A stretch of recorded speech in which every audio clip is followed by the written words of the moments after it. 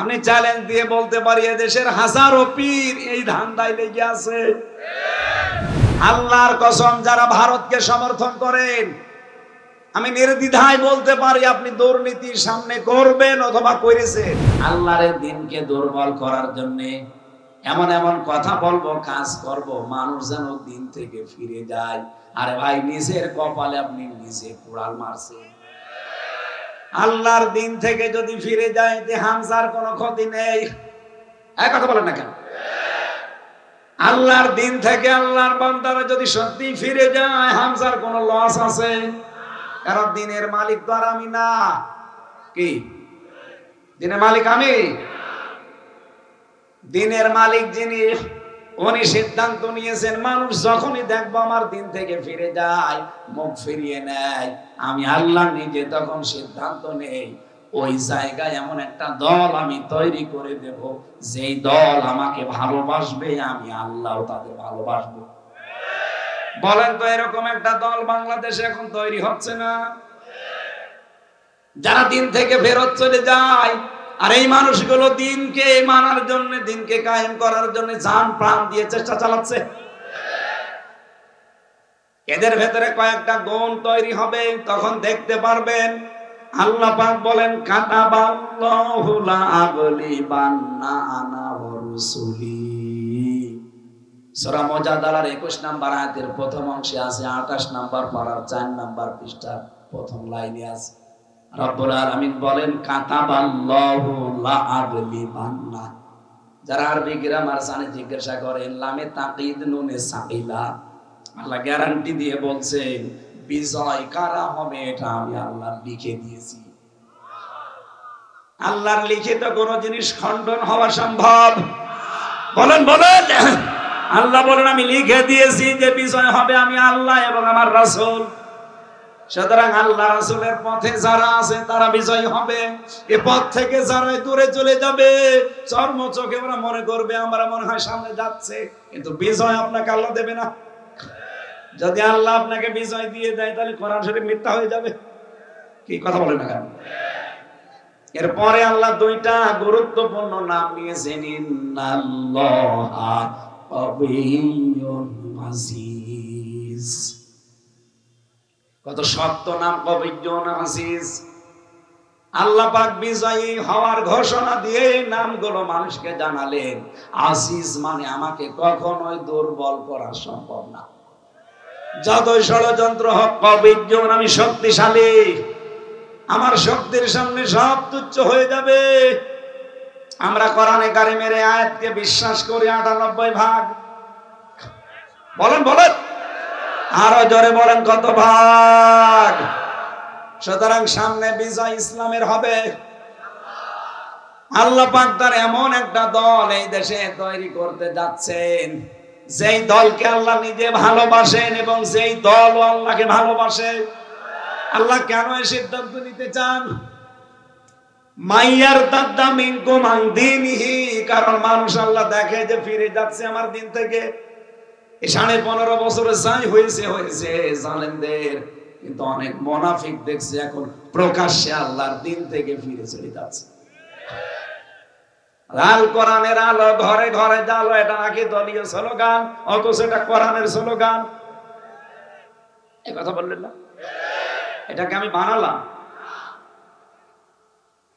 সূরা বানী ইসরাঈলে আছে 15 নম্বর পারা 9 নম্বর পৃষ্ঠা 2 নম্বর লাইনের 82 নম্বর আয়াতের প্রথম অংশে আছে, এত দলিল দিয়েও যদি আপনার মন খারাপ হয়, এদিকে আসেন, আসেন।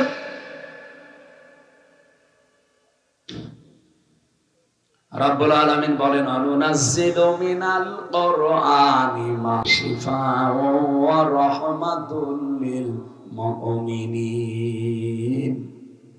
এই কোরআন নাযিল করার ধারাবাহিকতায় এমন এমন বিধান আমি আল্লাহ দিয়েছি যা মুমিনদের জন্য রোগ মুক্তির কারণ। ওয়ালা ইয়াজিদুজ জালিমিনা ইল্লা খাসারা। কিন্তু জালেম যারা, তাদের কোনো উপকার নেই। দিন যত যাবে তাদের ক্ষতি বৃদ্ধি হতে থাকবে।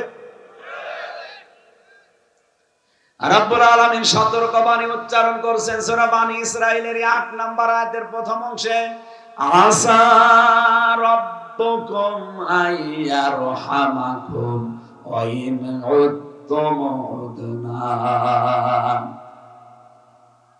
যদি আমি দেখি, আশা করা যায় তোমাদের উপরে আমার রহমত, আমার বরকত, আমার রহমত নাযিল হবে।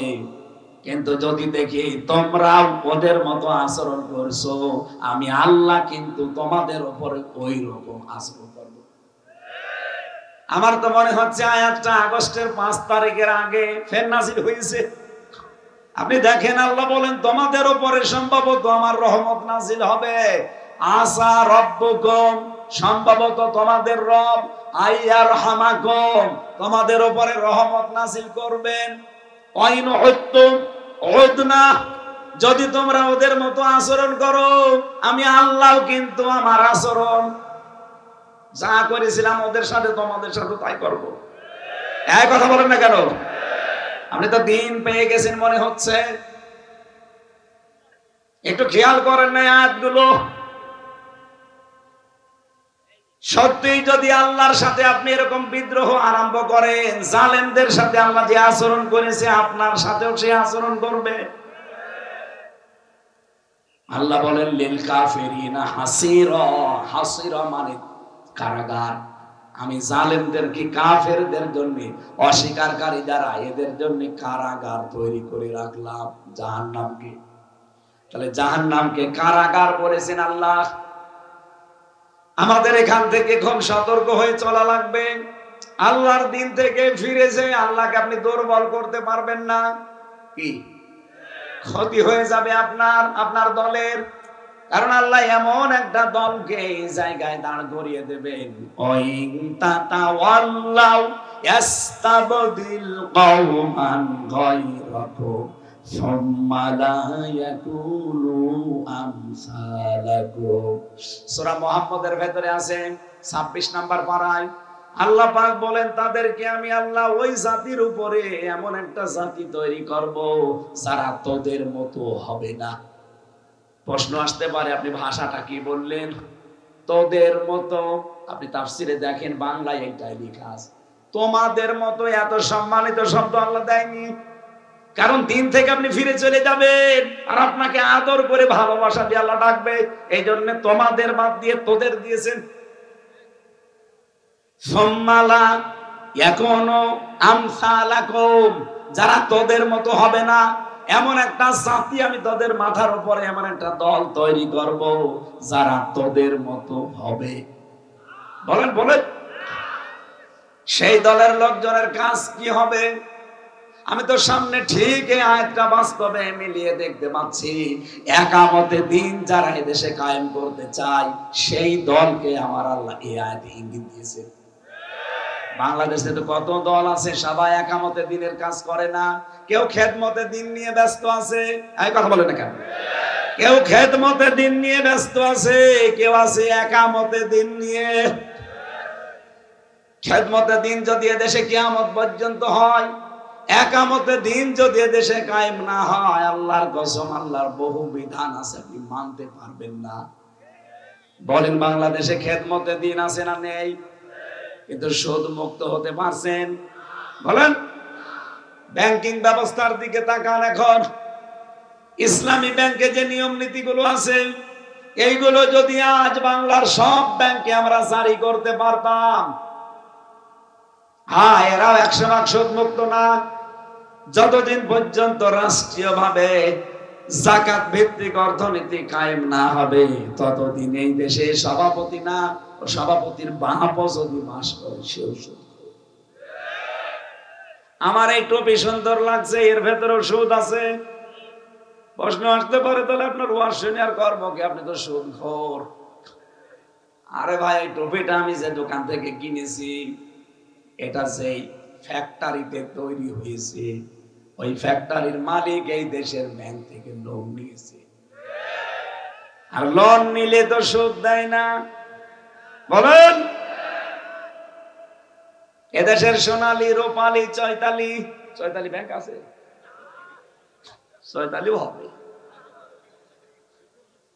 সোনালী, রূপালী, চৈতালি, অগ্রণী যত রকমের ব্যাংক আছে, যতদিন পর্যন্ত মুশারাকা, মুদারাবা, মুরাবাহা, বায়ে সালাম, বায়ে ইস্তেসনা, বায়ে মুআজ্জাল, ওয়াহিদা, এরকম প্রায় 32টার উপরে নিয়ম আছে।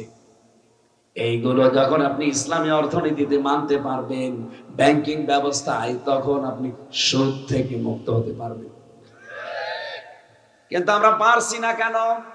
কারণ দেশে এখনো রাষ্ট্রীয়ভাবে যাকাত ভিত্তিক অর্থনীতি কায়েম।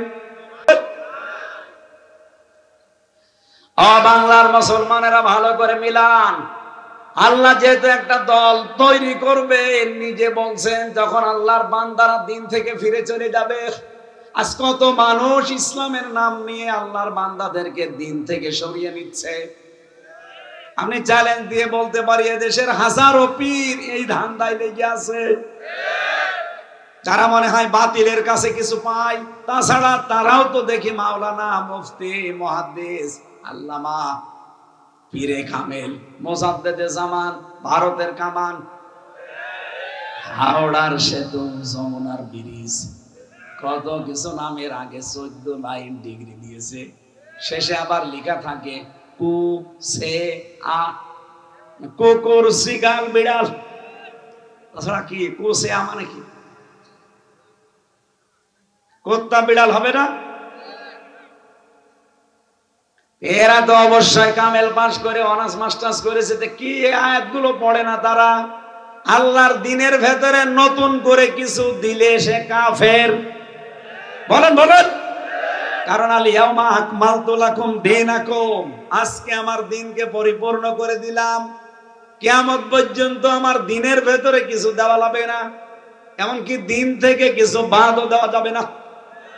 বলেন, নামাজ যদি দিনের ভেতরে থাকে, যাকাত দিনে নেই। বলেন বলেন।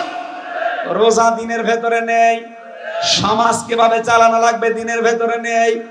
রাজনীতি কিভাবে করা লাগবে দিনের ভেতরে নেই। নামাজের কথা বললে আপনার আনন্দ লাগে, রোজার কথা বললে ভালো লাগে, সমাজ কিভাবে চলবে এটার কথা বলতে গেলে আপনার মন পাওয়া যায় না। রাজনীতি একটা ইবাদত, এই ইবাদতটা আজ বাংলাদেশের মানুষ বোঝে না। কি এই কথা বলা লাগবে, এইটা আজ আমরা বুঝি না। এই জন্যই তো পুরা রাজনীতিটা আজ দুর্নীতি হয়ে দাঁড়িয়েছে। আল্লাহর কসম, যারা ভারতকে সমর্থন করেন, আমি নির্দ্বিধায় বলতে পারি আপনি দুর্নীতির সামনে করবেন অথবা করেছেন। এই জন্য সামনে পালানো লাগতে পারে, জায়গা কাছে, এই কারণে ভারতকে সমর্থন করে। ও জালেমরা তো সমর্থন করতো এই কারণে যে যা করেছি পাহাড়, এ নিয়ে তো আর আমেরিকায় একবারে যাওয়া যাচ্ছে না, গেলে আগে দাদার কাছে, এরপরে ওখান থেকে। এই জন্য এত সাপোর্ট করতো, এমনকি স্বামী স্ত্রী বানিয়ে ফেলেছি। আর শয়তানরা পালিয়েছেও ঠিক দাদার কাছে। 300 এমপির ভেতরে প্রায় 280 জনই দাদার কাছে। আর বাকি কয়েকটা আমি বিভিন্ন দেশে পেয়েছিলাম, সিঙ্গাপুরে, মালয়েশিয়া, থাইল্যান্ডে, ইন্দোনেশিয়া, বড় বড় যে দেশগুলোতে আমি গেছি, যে দেখি ওই দেশে ওরা হোটেলে থাকে। মালয়েশিয়া যে হোটেলে উঠলাম, ইন্টারন্যাশনাল হোটেল, নিচে নামলাম, দেখি 2 শয়তান বসে চা খাচ্ছে আর পেপার পড়ছে। কি গো হুজুর, আমরা আগেই পালিয়েছি, আপনি একটু দোয়া করেন আমাদের জন্য। আমার বলছে আপনি চা খান, আপনার চা খাওয়া যায় না। আমি আবার রিপিট করছি, যারা দাদা বাবুদের সমর্থন করেন, এখানে অনেক গোয়েন্দা আছে আমি জানি, আপনি ছেড়ে দেন। আমার কোনো ভয় নেই জীবনের ওপরে, কারণ আমি মরণের ঘর থেকে ঘুরে এসেছি। আমি যেখানে গিয়েছি ওই জায়গায় কেউ বাঁচে না, এই জন্য আমার আর কোনো ভয় নেই। আমার এখন যা লাইফ আছে, এটা আমার বোনাস লাইফ। যা জানি এটা আল্লাহর উপরে ভরসা করে আমি বলবোই। এতে কে নারাজ হইলো, কে খুশি হইলো, আমার দেখার দরকার নেই। যারাই ভারতকে সমর্থন করবে, আপনি দেখবেন ওদের ধান্দা আছে আমরা এরকম মারিং কাটিং করব, ঝামেলায় পড়লে পালাবো। এ তো পাশে, তো তাড়াতাড়ি চলে যাওয়া যাবে।